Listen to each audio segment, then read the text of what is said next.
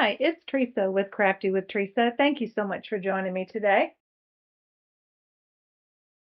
Today, we're going to make 9+ cards from a kit showing you how you can use watercolors and simple stamping to make beautiful cards for friends and family members. The cards are guaranteed to make you smile and wow them. Enough of my chatting, let's get to crafting. We'll quickly go over the supplies we'll need, but as we go over the paper pumpkin kit from December, which is called Watercolor in Bloom, let me share some updates with you. For those who have been watching me for a while, you know that I put out a post some time ago letting you know that I was having a little bit of trouble with the updates that were made on my video editor.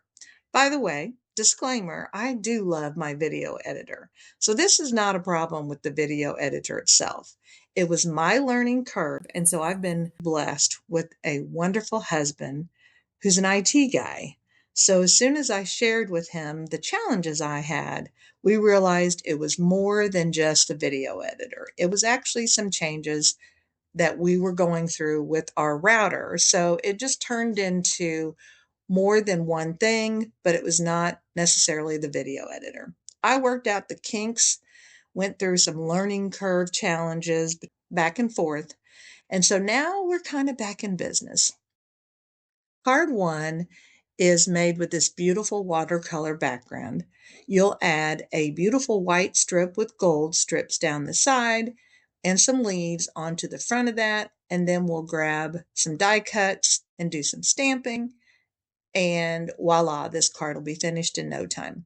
Now, I believe the card could be made for a male or female, but you decide. You let me know. What do you think? I'm going to go over these cards that I make here today, basically following the instructions pretty closely. I did make a few adjustments because of what I needed, but we'll go over them pretty close to the instructions that are in the paper pumpkin kit. First, we'll grab the white strip with gold down the side and the leaves, and we'll start putting our design on that actual piece. The ink that we're using is Night of Navy, and the sentiment that we'll be using is going to be a miss you so much sentiment. These are all provided to you in the kit. But I would say this, grab any of the stamps that you have in your stash to duplicate this. Now here's a quick tip for you. You'll see here where I actually grab a piece of removable tape and I kind of tape it to this grid that I'm using here. Now I'm doing that for a reason.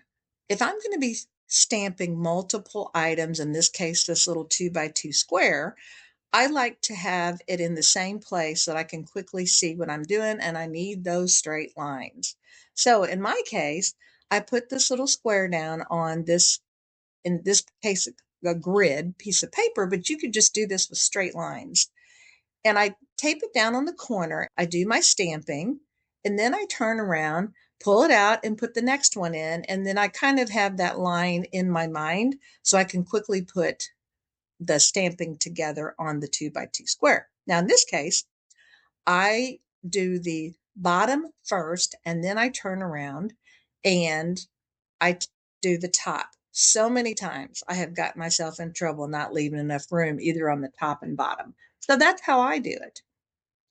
You can do multiples quickly. So now I'm going to grab that same 2x2 square. I'm actually stamping the next 2x2 square a little bit sideways because I need this for a card that needs to go out pretty quick. So it's a happy birthday card, a masculine one. So I am going to get that stamped sideways. I didn't want to take up as much room on the card, so I did the happy birthday sideways. And I will eventually make some changes to that shape, but It's stamped and ready to go for my second card. We're done with the stamping, and now we're going to put the card together. Just as it's shown in the kit, we'll grab the strip that goes on top of the beautiful vellum, and we'll attach those together with some tear and tape.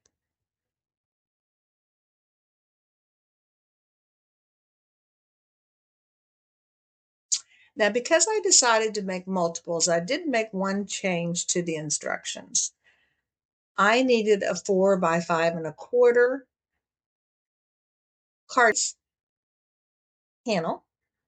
So I did cut that down a little bit. So I ended up cutting this down just a tad. Going back to the instructions, I'll put the tear and tape on the back of the white and gold, but I'll also put it in the same place on the back of the vellum. I don't know that that's necessarily needed, but that's how I did it.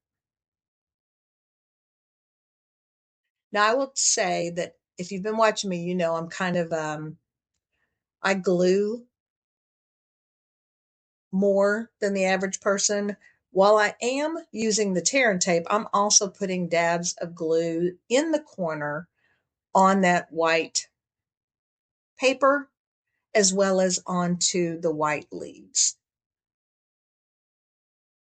Just my style. It's not necessary. Now we're ready to add those two pieces together onto our card base. I love the blue hues and this watercolor design. I think it turned out perfectly. So you can see here, I've added this white and gold leafy strip onto the card base. We'll grab the die cuts that go with it. Now I did do one thing off screen. I added the 2 pieces, 2 by 2 square, Miss You Much, and the leaf die cut together. Once we put those together on top of our white and gold leafy strip, we'll get the white flower and add some bling bling to it, and this card is ready to go. Now, here's a look at the alternate card. I was able to get a quick video for you so you can see it before I hurried up and rushed it out and got it in the mail. This is for my brother, and I was really running behind trying to get this card for him out in the mail. Now, card number 2, this is kind of going to be the same bat time and same bat place. However, I do have a couple tips in here for you. Here is the oval piece that we're going to be working with. This is the same as the other piece where it had that gold trim around it. Same thing, we'll start with our Stampin'. We'll grab our sentiments and some leaves, and we'll put them on separate blocks. We'll stamp the leaves first around the bottom of the oval, then we'll move on to stamp the sentiment. Now here's another situation where I start at the bottom again. I line up the bottom statement. In this case, it says the little things you do mean so much. We'll add it just above those leaves. Once I'm sure the ink is transferred to that oval, we'll grab the word thank you. But I do want to show you the tip that works for me.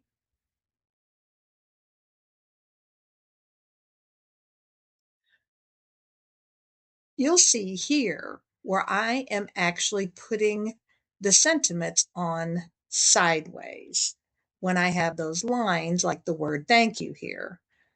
For me, it's easier if I can line up edges of the top and bottom edges of the stamp, and I line it up with an edge on my mat. In this case, with that diagonal look, it's easier for me to match those corners. I hope that makes sense. I tend to get things crooked if I have to try to go in a straight line. This helps me to keep it straight. So I'll do it on the mat, lining it up on the mat, and then I have placed the oval inside that square directly in the center. So I'm pretty sure I'm going to be good. We'll see. Next, I'll do the same thing. I'll grab my tear and tape and I'll put it onto the back of that white oval. In this case, the sentiment oval. We'll add it to the top of the leafy oval, which is just a hair larger with those beautiful leaves around it. Then we'll add that to the top of the vellum. Same thing. We're going to put the tape in the same position. We flip it over. We add the vellum onto the top and put that vellum in the same position. I'll add that to the top of our card base. Next, I'll grab some dimensionals. I'll put them on the floral arrangements on the bottom. We'll add that to the bottom left of that oval, around the area where the leaves are that we've already stamped out.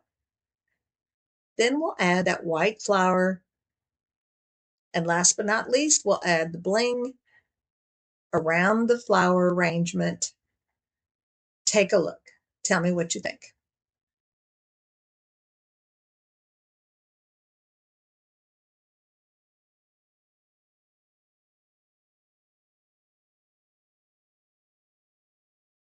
So let's take a look at card number 3. This one I really debated on whether I should keep this in this video or not. This is part of the challenges. You'll see lighting changes a little bit here, as well as getting used to some new equipment that I'm trying to test out here with my camera. So lots of things going on here, but I did leave it in because I do think it's a beautiful card.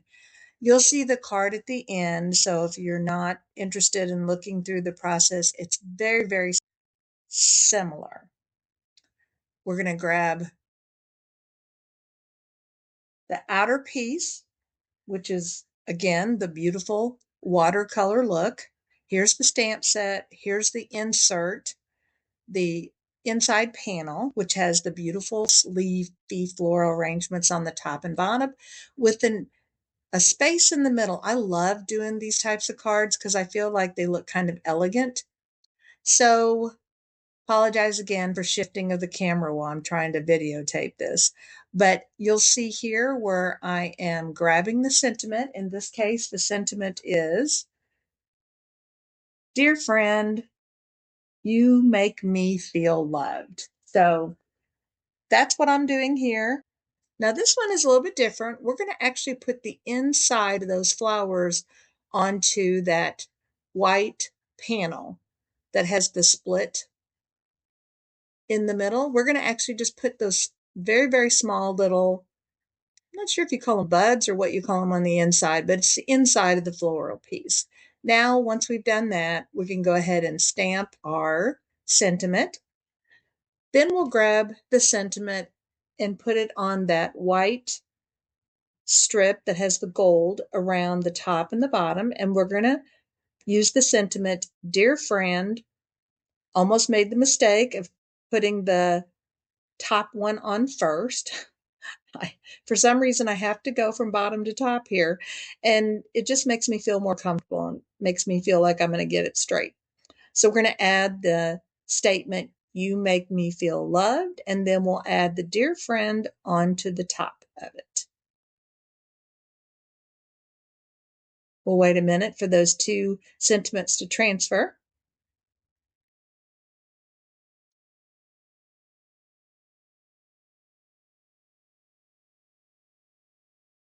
Now we'll attach the pieces together, starting again with the white base panel.